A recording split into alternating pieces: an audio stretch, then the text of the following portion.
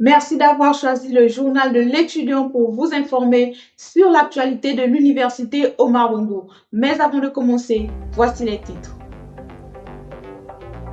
Les premières journées scientifiques des sciences de l'information et de la communication du 7 au 8 mai ont rassemblé une multitude d'étudiants et de professeurs à la bibliothèque universitaire.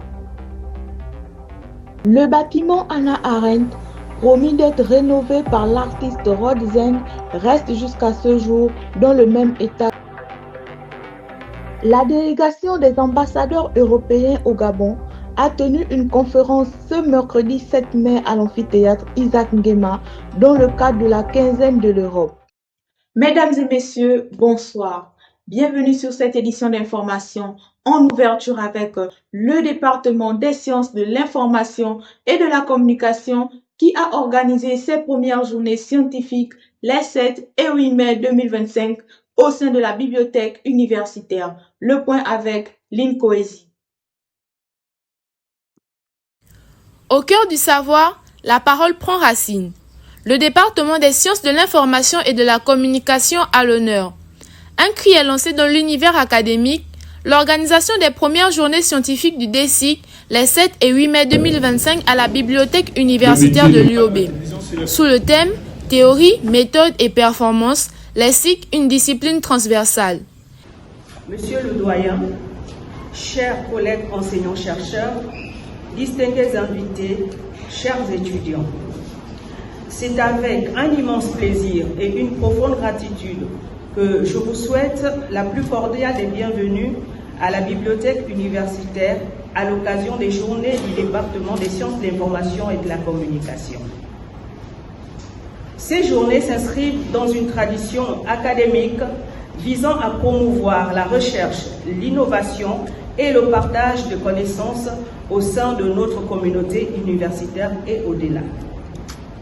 Le thème retenu pour cette édition, théorie, méthode et performance, les SIC, une discipline transversale, reflète notre engagement à explorer les dynamiques complexes qui lient les pratiques communicationnelles au processus de développement dans notre institution. C'était plus qu'un événement, c'est un acte fondateur, attestant l'évolution des sciences de l'information et de la communication.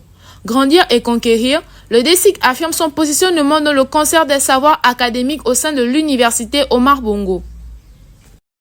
Il faudrait savoir que le département des sciences de l'information et de la communication a un avenir prometteur, beaucoup à apporter, et nous croyons, sinon je crois, que l'avenir avec plus d'engouement et de volontariat sera magnifique. Prototype du tissu social, le département tisse des liens entre chercheurs, étudiants et professionnels. Il est cette agora moderne où résonne la parole critique, ce label éditorial où se forgent les élites de demain pour penser le monde et agir sur lui.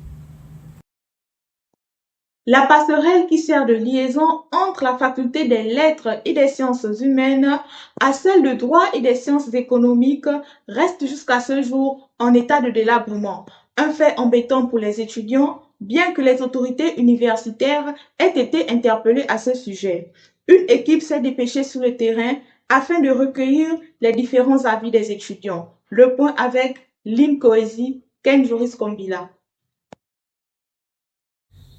La bêtise insiste toujours. Albert Camus avait-il raison? Certainement oui. Au regard de l'état délabré et dangereux des deux morceaux de planche qui servent de passerelle entre les reprographies en dessous du restaurant universitaire et les bâtiments situés de l'autre côté. Comment comprendre qu'au XXIe siècle, de telles infrastructures peuvent encore exister dans une université de renom? Qu'est-ce qui confère à cette bêtise ce caractère si insistant? C'est sur ces questions que nous invitons les autorités rectorales, les responsables du patrimoine de l'UOB et les membres du bureau directeur de la mutuelle afin d'y apporter des solutions pragmatiques, en l'occurrence une infrastructure plus fiable et durable. Alors, moi je dirais que ceci qui a été fait juste pour dédommager certains étudiants n'est pas franchement conforme à l'idée que l'on se fait d'un pont. Parce que nous pouvons constater qu'en situation de pluie comme maintenant, il peut causer de graves dangers. les étudiants peuvent glisser, voire se faire très mal en empruntant ce chemin-là. Alors non, cette passerelle ne me plaît pas. C'est assez déplorable de croiser, on va dire dans une université contenant des étudiants, une passerelle en piteux état. Déjà il y a 2 mois de cela, on a dû encore retaper le pont. Ce n'est vraiment pas, on va dire, exemplaire pour notre université, déjà qui est déjà assez mal vue par notre entourage. Donc il serait vraiment préférable de le changer si possible. Les étudiants du Temple du Savoir, toujours en attente de la réalisation de la promesse de l'artiste Rod Zeng au sujet de la rénovation du bâtiment Hannah Arendt. Ilili Deborah, Ken Joris Kambila et Lynn Koezi nous en disent plus. Un adage populaire nous rappelle que la promesse est une dette. Étroitement lié à celui-ci, le célèbre artiste Rod Zeng, dans sa tournée universitaire sur le thème « L'art de l'écoute », avait promis renouveler le bâtiment Hannah Arendt en pleine dégradation depuis plusieurs années déjà. En revanche, force est de constater que ces propos pleins de confiance et de solidarité se présentent fallacieux aux yeux de certains étudiants qui n'attendent que l'accomplissement de cette promesse. Que nous souhaitons avoir à l'UOB sur l'art de l'écoute, la musique comme levier de sensibilisation. L'événement se tiendra en mars, on ne vous dit pas encore la date exacte, on va confirmer tout ça, mais soyez-en sûrs, d'ici mars, vous aurez la date et cet événement va lier justement la réfection de ce bâtiment, en commençant d'abord par la toiture, parce qu'on fera avec les moyens qu'on pourra. On va d'abord déjà commencer avec la toiture, parce que nous ne sommes pas des victimes non plus, on ne peut pas attendre. Donc nous-mêmes, on va se mettre sur le terrain pour pouvoir faire avancer les choses en bonne et due forme. Donc mesdames et messieurs, c'est Rod Zeng, si c'est pas un mot, c'est pas le bon avec la mutuelle. Le bâtiment Hannah Arendt, c'est un bâtiment qui est à l'université Omar Bongo, ça fait déjà un sacré bon bout de temps. C'est un bâtiment qui appartenait au département de philosophie et ça fait un moment qu'il est en inactivité. Et je pense que l'initiative de le rénover, de le réhabiliter est une bonne initiative, d'autant plus si c'est prise par un acteur de la scène publique comme Rod Zeng. Maintenant, lorsque je me rends compte que depuis qu'il a pris cette initiative, depuis lors, il n'y a eu aucune avancée des travaux, je me rends compte que la parole ou les engagements des personnalités publiques au Gabon, c'est pas ça. Ça s'entend, hein? Bah, comme ça veut dire qu'il a pris l'initiative, donc je pense qu'il prend le temps de se séparer. C'est une promesse qu'il a faite au public, donc tout le monde est au courant de ce qu'il a dit, donc il ne peut pas reculer. Pas qu'il peut pas, mais je pense quand même qu'il va le réaliser. Ça, je sais pas, je suis pas dans sa tête, mais je me dis qu'il peut peut-être prendre le temps d'attendre les vacances. Et puis voilà, quoi, faire une bonne surprise pour l'année académique de 2025-2026. Ce qui est bien, c'est qu'il n'a pas donné une date précise quand il va rénover le bâtiment. Donc, c'est qu'il peut prendre son temps, se mettre. Ça sera prêt. Parlons à présent des travaux de forage situés derrière le pôle scientifique et derrière la maison de l'étudiant avançant à pas de tortue. Cette situation également plonge les étudiants de l'université mère du Gabon dans de nombreuses interrogations, car ils espéraient que ces travaux pallieraient en quelque sorte au phénomène de délestage. Ferry Ipandi et Nancy Obion. Avant l'arrivée du président Brice Clotaire Oligui Nguema, lors de sa tournée universitaire le 3 mars 2025 au sein de cette haute institution, le Temple du Savoir, plusieurs travaux ont été lancés en fond de train. Une initiative appréciée de toute la communauté universitaire, des étudiants en particulier, mais suscitant à présent de nombreuses interrogations dues à l'avancée nonchalante des travaux. À l'instar des forages qui sont des ouvrages permettant de capter les eaux souterraines, en vue d'alléger la communauté étudiante souffrant de toute forme de délestage.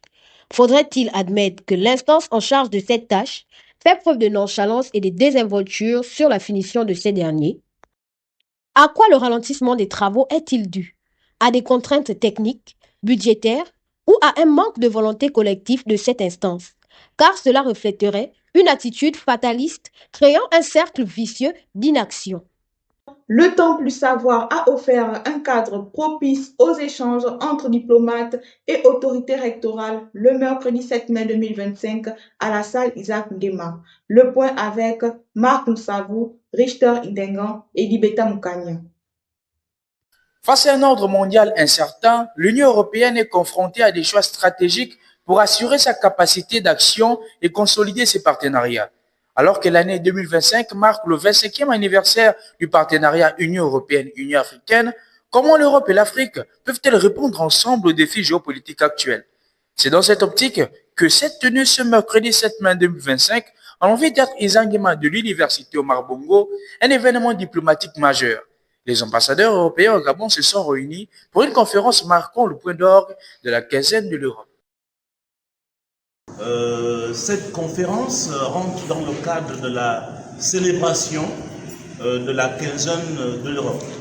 Et l'Université Omar Bongo, à cet égard, remercie très sincèrement Madame l'ambassadrice de l'Union européenne, qui a bien voulu se rapprocher de nous, de sorte que cette conférence soit organisée. Comme chacun sait, l'université est ouverte, elle est un lieu d'échange, un lieu de débat, et donc c'est tout à fait normal que nous avons accepté cette proposition. Dans ce haut lieu du Temple du savoir gabonais, les représentants des pays membres de l'Union européenne ont partagé leurs visions et leurs objectifs pour renforcer les liens entre l'Europe et le Gabon. Cette rencontre marque une période dédiée à la promotion des valeurs européennes et au dialogue interculturel. L'UOB, symbole de l'éducation, de la formation des élites du Gabon, a offert un cadre propice aux échanges entre les diplomates européens et la communauté universitaire par l'intermédiaire du vice-recteur Jean-François Ouaï. Les discussions ont porté sur des thèmes variés allant de la coopération économique aux enjeux environnementaux en passant par les programmes d'échange académiques.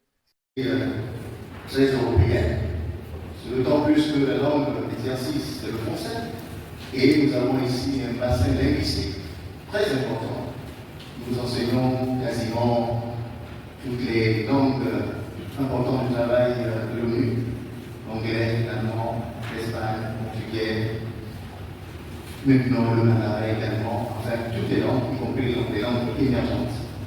Nous sommes en train de travailler pour que, à l'université également, se développe un institut où nous enseignerons des langues nationales. Cette conférence témoigne de la volonté commune de l'Union européenne et du Gabon de consolider leurs relations, tout en offrant aux étudiants une opportunité unique de s'immerger dans les réalités de la diplomatie internationale. Merci d'avoir regardé cette édition d'information. Restez câblés sur nos canaux TikTok, WhatsApp et Facebook. Retrouvons-nous prochainement. Les premières journées scientifiques des sciences de l'information et de la communication du 7 au 8 mai ont rassemblé une multitude d'étudiants et de professeurs à la bibliothèque universitaire. Le bâtiment Hannah Arendt, promis d'être rénové par l'artiste Rod Zeng, reste jusqu'à ce jour dans le même état. La délégation des ambassadeurs européens au Gabon a tenu une conférence ce mercredi 7 mai à l'amphithéâtre Isaac Nguema dans le cadre de la quinzaine de l'Europe.